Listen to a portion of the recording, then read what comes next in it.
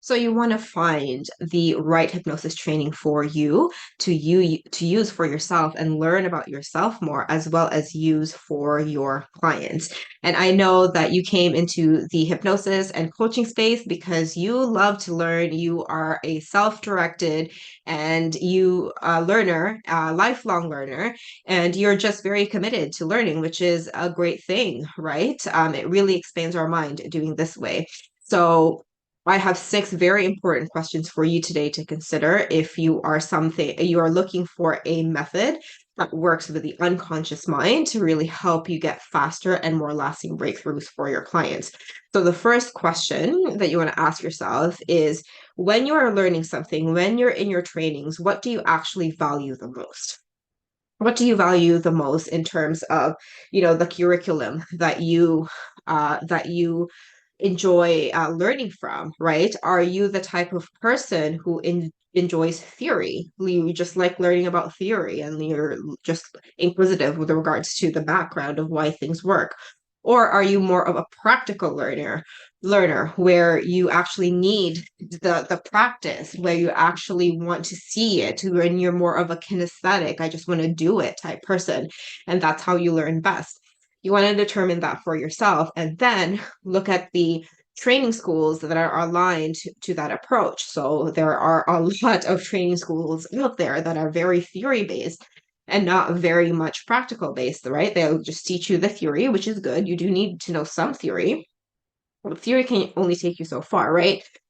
Um, or if you actually um, really admire or love the practical, like face to face, like live type thing, then find hypnosis training schools that are for that. Or do you want a mix of both, where they have both? This is something to look for in those training schools, right? And second is what kind of support do you need afterwards? So, in terms of support, are you the type of person who is just pretty much independent and will go through your own, or do you value the community or support of the mentor and even just the peace of mind in knowing that you'll, when you do have questions or run into challenges, that you'll have the support of your mentor?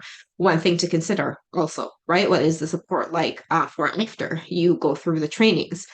And number three is what type of clients do you currently serve, or with your niche, or you want to start serving moving forward? Are they busy type professionals with very little time and they don't have like they want the changes, you want to be able to help them, but they value speed? Or are your clients going to be able to, are your clients the type of people who don't mind taking their time, right? Those are the things that you want to look for, because when you're looking for a training school and they say that they can help you deliver your sessions or finish your client breakthroughs in as little as like 1 to 3 session breakthroughs, then obviously you're going to look for training schools that align with that, right? And so the fourth one is how do you want to spend your time? How do you want to spend your time learning? And this goes back to the theory, right? Like how much time are you able to commit? You do need to commit some time, but how much time are you able to commit to yourself in terms of learning the skills that you do need? And what type of result are you actually looking for with your clients using the methodology? So are you someone who just wants to work with more of like the mindset, growth mindset type perspective, or are you looking for methods that work for something like weight loss or physical ailments, right? If you have the training for that background of helping people with their physical conditions, like that's one of the things that you also want to ask that training school or look for in that training program. And number six is look at the content and the curriculum of each of the training schools that you want to partake in. So, if you look at the curriculum, you want to really ask yourself, and this is probably the most important thing, have you learned it before? Right? Have you learned about the history of hypnosis? Have you learned regressions? Have you learned like inner child work? Are these things something that you already have knowledge about? Because truth of the matter is, a lot of the techniques are the same, right? or very similar, just taught differently. So you want to kind of look at the curriculum to see if you would value from the new perspective that that training school is giving you. So these are six very important tips. And let me tell you, I wish I had them. I wish I had them before going into the different trainings and methodologies, right? And so, for example, I'll give you an example. When I started looking for a different modality, because I just wasn't satisfied with the current one I already had, I was kind of getting good results, but not the best. Or I knew that I could do better and I wanted less work for myself, to be honest, because I wanted to scale. And so these were the things I actually started looking for and achieved when I got into the advanced conversational hypnosis world, which now I'm a trainer of, which is pretty amazing. So in ACH, I personally value practical. I'm someone who learns by doing. I learn best by doing. Ex-nurse here, I best learned while I was just doing the thing instead of the book, even though I kind of enjoyed it sometimes, but really the best learning was through practical. And in the ACH world, we value practical over anything. The last training that I had, we had 6 demos over a span of 3 days, and one private client who did that, right? So she really got a lot from the training out of it because there were so many demos that she could practice from and she could see it right then and there. And the support afterwards, we get to the Facebook group support afterwards with personally for my school, it is a year. You get mentorship for a year so that you actually get to apply the things, have some growth and some feedback with regards to the things the normal teething problems that come up. And the type of clients that I was serving were, busy business owners, and they still are busy business owners, right? A lot of my clients gave feedback and said, I don't have a lot of time to listen to the recordings. I listen to them, but not as much. And I used to be trained in a traditional, transformational recording afterwards type school.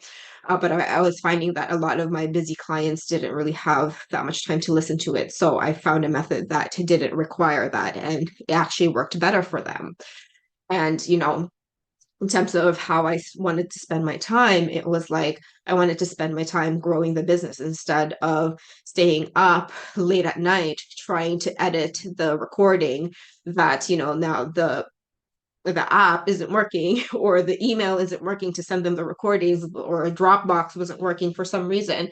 I really didn't want that headache anymore. And instead, I wanted to focus on the growth of the business, which is very difficult if you're spending 6 to 7 hours on one client with the recording, the prep, and everything, right? So that's why I was drawn to ACH because there's no prep work, there's no recording, there's no really anything. You go in with your client and that's your session. You don't have to do anything afterwards. Your clients don't have to do anything afterwards. And the type of results, I just wanted better and faster results. Although I was already getting results, I wanted even more tangible results. And there were times when I was not sure within the session if my session worked with my traditional modality, but with ACH, I knew that my session worked because we test, right? And so lastly, I looked at the content of conversational hypnosis, and it was something definitely that I hadn't learned before because in conversational hypnosis, we teach principles instead of techniques. And my previous modalities didn't really touch on the principles, some of them a little bit, but not into the great detail that I desired.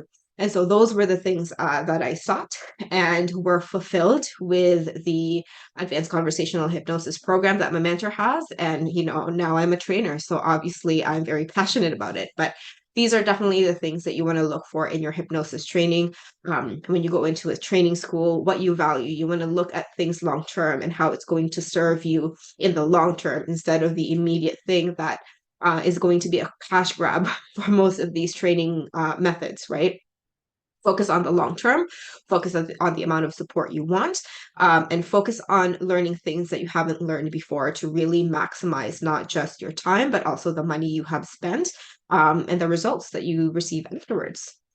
So I hope that these six things helped. If you have any questions, let me know, and I will see you soon.